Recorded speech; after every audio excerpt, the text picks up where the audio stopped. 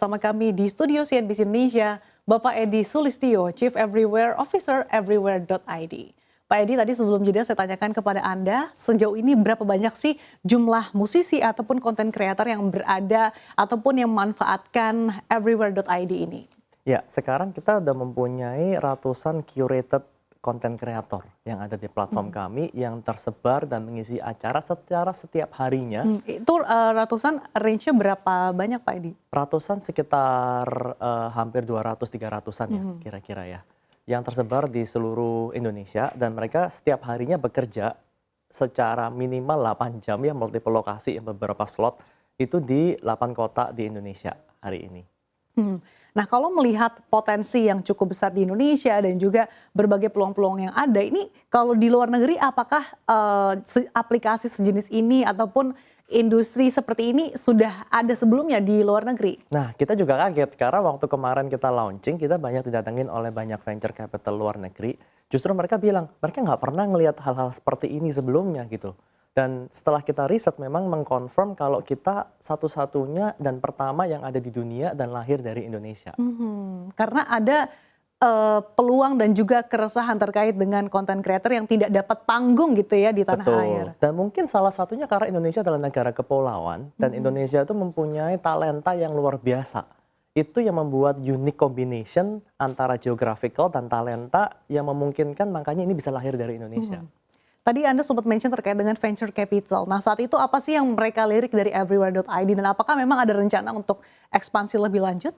Pastinya, kalau sebagai venture capital mereka pasti melihatnya nggak melulu dari apakah ini bisa profit atau bagaimana gitu ya. Mereka melihat apakah ini benar-benar bisa menyelesaikan sebuah masalah yang ada. Problem statementnya apa? Ini benar-benar bisa solving the problem apa nggak painkiller atau cuman vitamin nih gitu. Waktu mereka melihat posisi kita, bagaimana kita bisa menyelesaikan masalah dari musisi-musisi yang memang buat mereka ini adalah painkiller, mereka sangat intrik gitu ya. Apalagi kita juga bisa melihat ini juga bisa membantu bisnis yang tadinya kalau bisnis di Indonesia, itu mungkin mereka meskipun mereka mau memasang musik secara legal pun, mereka tuh bingung caranya gimana. Jadi dengan begitu kita memberikan wadah buat mereka sehingga mereka juga bisa mempunyai cara membuat live entertainment atau membuat musik secara performing right secara legal juga. Dan secara win-win, mereka juga tanya, terus bagaimana dengan impact terhadap customer-nya? Setelah melihat dari data kita sendiri yang ternyata customer-nya pun juga bisa mendapatkan manfaat yang cukup besar ya. Mereka bisa engage dan mereka bisa stay longer dan ujung-ujungnya mereka spend more. Mereka lihat, wah ini benar-benar problem statement-nya kena semua nih, checkpoint-nya semua kena.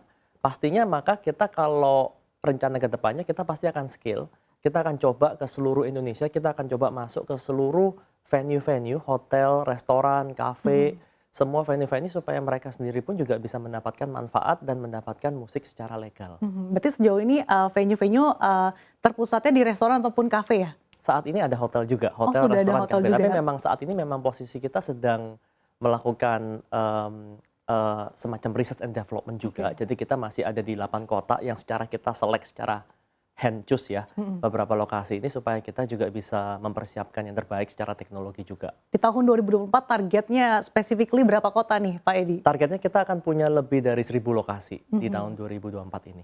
Tantangannya apa sih sejauh ini untuk juga bisa menggrab masa ataupun mungkin potensi-potensi konten kreator yang lebih banyak lagi maupun juga untuk mensosialisasikan kepada restoran ataupun venue-venue lainnya?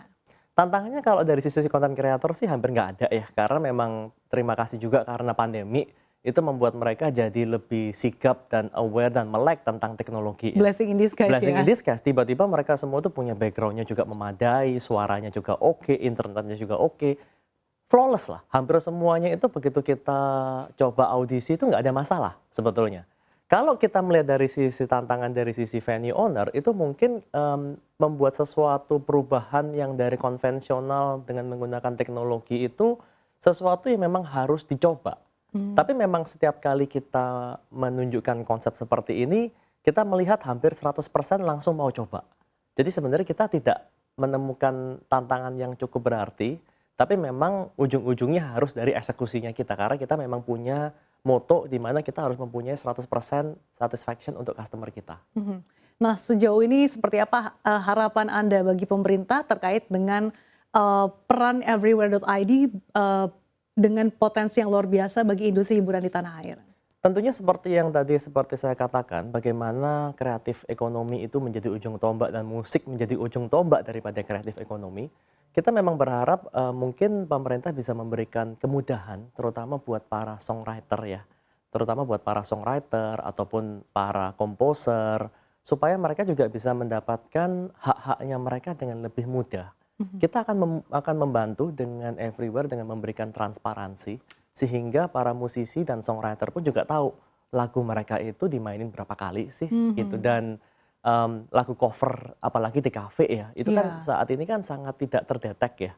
Tapi dengan teknologi kita mudah-mudahan kita bisa membantu dan bisa memberikan dukungan nggak cuman terhadap pemerintah untuk memberikan data itu tapi juga para musisi dan songwriter. Mhm.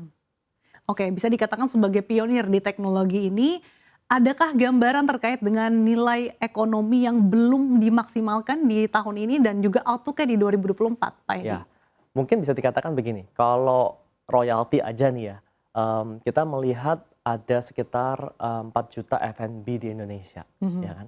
Dari 4 juta F&B di Indonesia itu kalau misalnya kita bisa memberikan misalnya nih, ini omong kosong ya $10 aja sebulan yang untuk kita bayarkan untuk royalti. Itu kita udah memberikan $40 juta setiap bulannya terhadap para musisi Indonesia. Begitu musisi Indonesia bisa mendapatkan revenue yang mereka deserve ya, itu kita melihat musisi Indonesia akan sangat maju pesat sekali sih. Kita bisa melihat nggak lama kita bisa mengekspor musisi-musisi Indonesia keluar.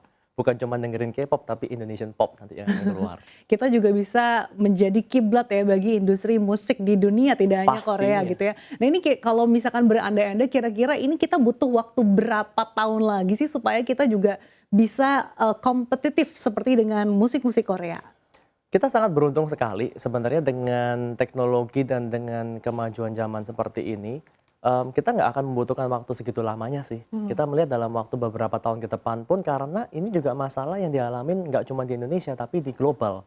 Dan di US dan negara-negara maju yang lainnya pun juga sudah memberikan solusi yang memberikan solusi secara legality terhadap musiknya pun juga udah terjadi. Jadi secara presiden juga udah ada. Jadi waktu kita untuk membantu di sisi situnya, kita rasa sih nggak cukup lama ya dengan kita memberikan awareness terhadap bagaimana pemilik bisnis itu mereka semua mau kok membayar secara musik legal selama musik itu dan uang itu bisa diteruskan ke musisinya. Nah, dengan memberikan transparansi ini mudah-mudahan kita bisa membantu semua pihak.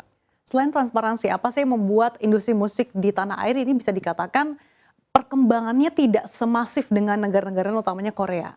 Balik lagi, ujung-ujungnya di revenue-nya. Gitu. Karena kalau mereka menciptakan musik tapi lagunya mungkin nggak mendapatkan royalti atau mungkin nggak dibaca atau mereka juga nggak mendapatkan pekerjaan lah ya istilahnya mereka nggak mendapatkan uang ya pada ujung-ujungnya maka mereka juga malas juga gitu di situ. Tapi dengan kita melihat korelasinya cukup berbanding lurus sih. Dengan kita bisa membukakan jalan buat mereka, menciptakan lapangan pekerjaan secara masif, mendiscover para musisi-musisi yang tadinya mereka nggak pernah dapat opportunity untuk perform di Jakarta atau di kota-kota besar lainnya, dan mereka juga bisa mendapatkan royalti yang mereka deserve, itu akan meledak sih. Oke, kita harapkan bersama semoga dengan teknologi dari everywhere.id ini bisa semakin menggenjot industri musik dan juga industri kreatif di tanah air sehingga juga bisa bersaing secara global. Terima kasih atas insights-nya Bapak Edi Sulistyo, Chief Everywhere Officer everywhere.id. Sehat selalu untuk Anda Pak Edi. Terima kasih sudah bergabung bersama kami di CNBC Indonesia. Terima kasih.